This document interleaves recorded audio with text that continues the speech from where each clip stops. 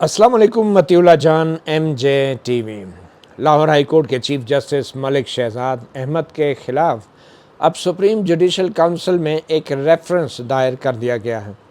और ये रेफरेंस दायर किया गया है एक बाप की तरफ से। एक आम शहरी रफ़ाकत अली मानसेरा के इलाके से इसका ताल्लुक़ है। इसके बेटे को मुबैना तौर पे 2 साल पहले 8 जून 2022 को लाहौर हाई कोर्ट की एक गाड़ी के तले कुचल कर मार दिया गया था। ये बज़ाहिर एक हादसा था, एक्सीडेंट था। 2 साल तक इसके ऊपर कोई तफ्तीश या तहकीक नहीं हो सकी और जो मकतूल का बाप है रफ़ाकत अली, उसने जस्टिस मलिक शहजाद अहमद के ख़िलाफ़ अपनी शिकायत जो जुडिशल काउंसिल में दायर की है, उसमें ये दावा किया है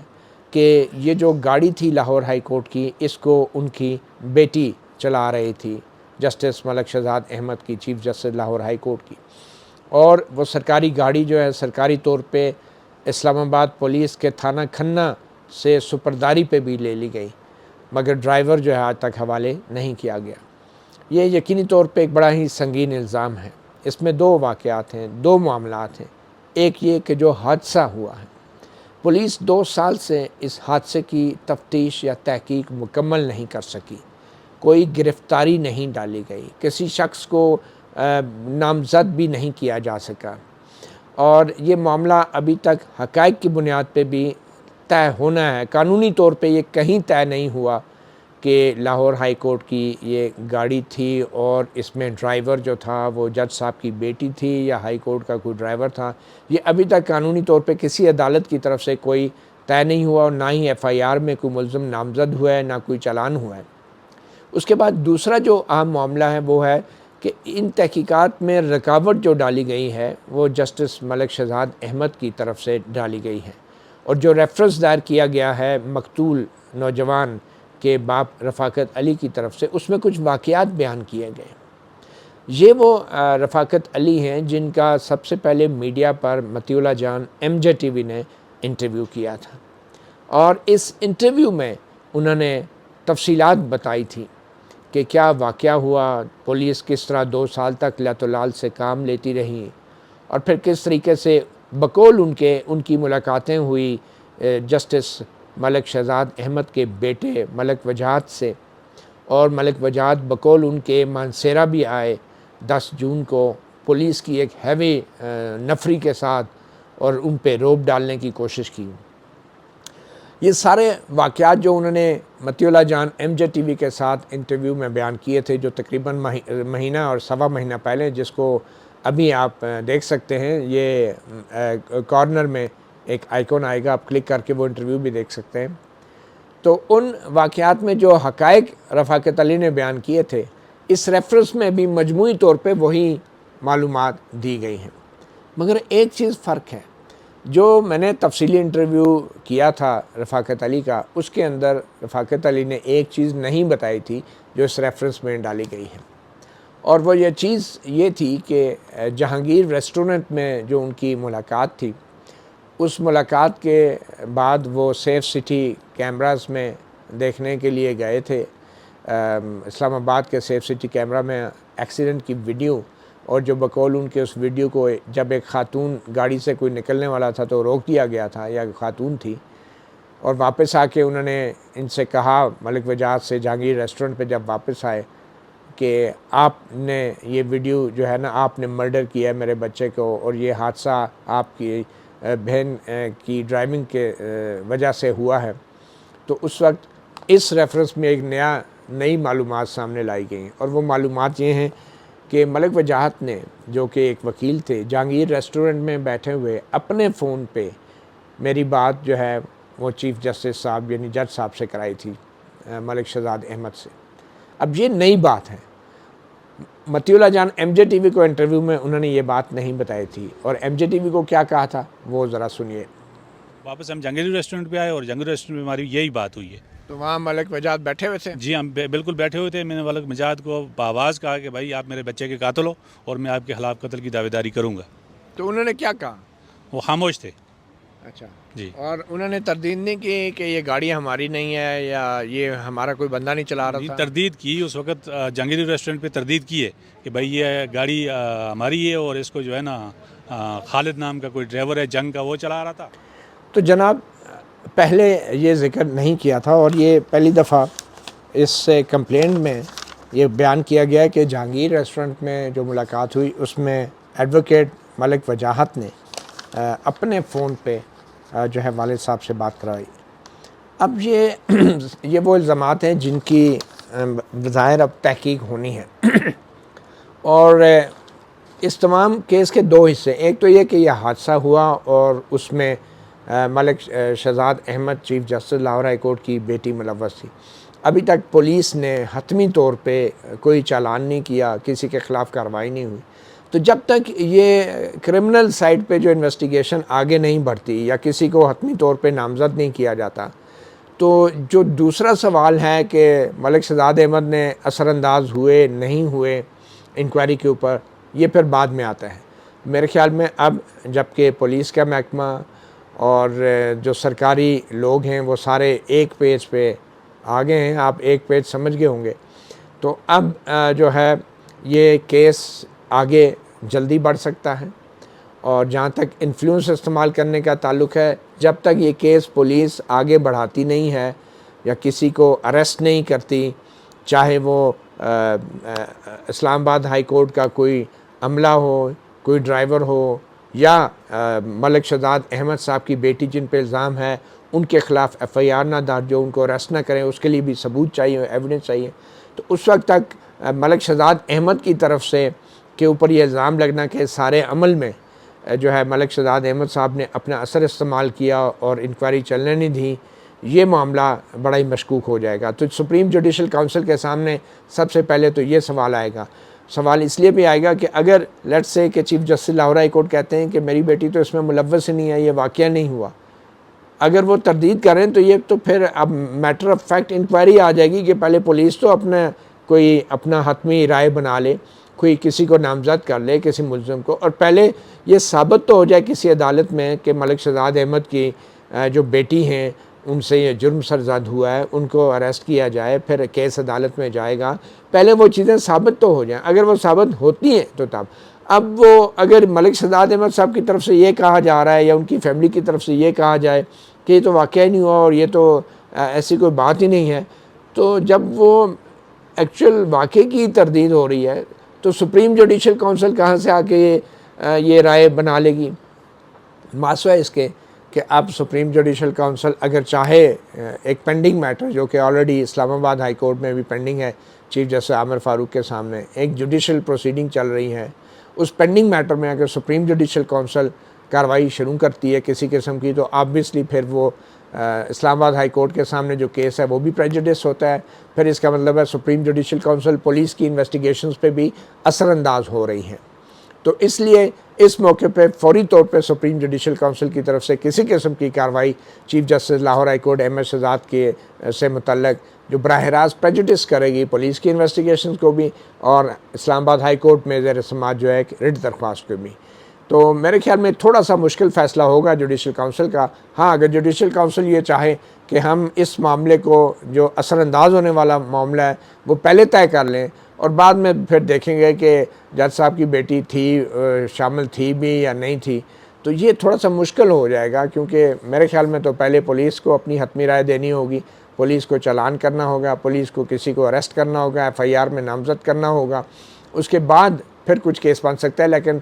اس تمام انویسٹیگیشن کے دوران جو اس کیس میں ہو رہی ہیں، اگر اس دوران سپریم جوڈیشل کونسل کوئی کارروائی کرتی ہے تو پھر وہ معاملہ بھی، اس کا مطلب ہے آپ پولیس کی انویسٹیگیشن پہ اثر انداز ہو رہے ہیں اور اس کو بھی پریجوڈس کر رہے ہیں۔ تو یہ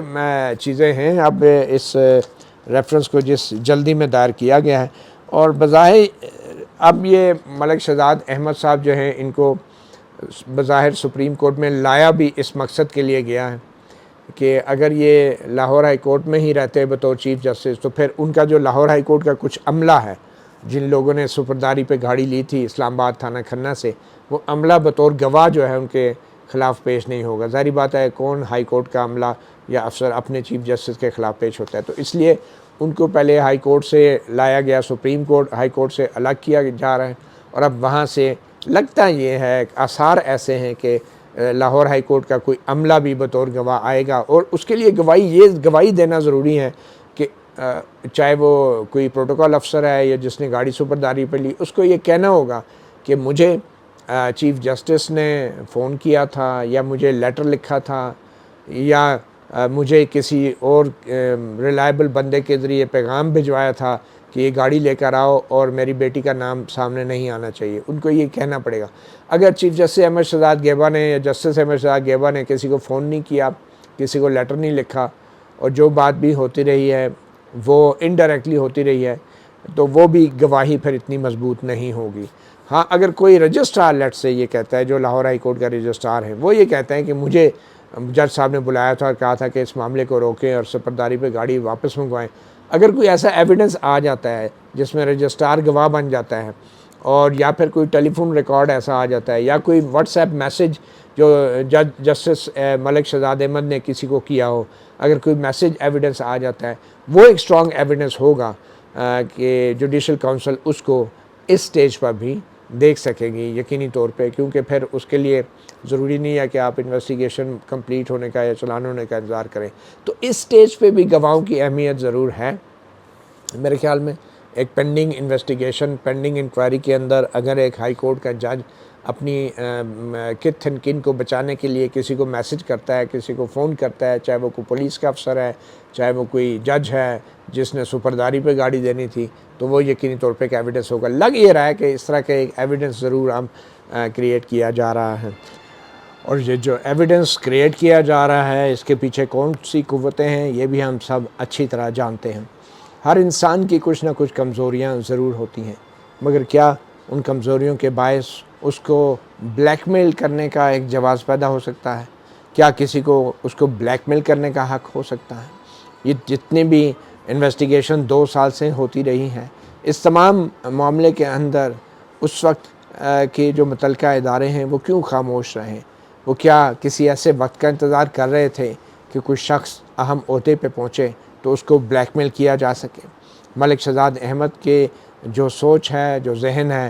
وہ کسی سے ڈھکی چھپی نہیں. وہ اسٹیبلشمنٹ کے کردار کو عدلیہ میں بالکل پسند نہیں کرتے، اور ابھی حال ہی میں جتنا ڈٹ کر انہوں نے اسٹیبلشمنٹ کے کردار کے حوالے سے بات کی ہے، شاید اتنا ڈٹ کے کسی نے نہیں کی. اور یہی وہ چیزیں ہیں کہ جو شاید ہمارے طاقتور اداروں کو پسند نہیں ہیں. سپریم جوڈیشل کونسل نے اس بات کا بھی فیصلہ کرنا ہوگا کہ اگر ایک طرف جج جو ہے وہ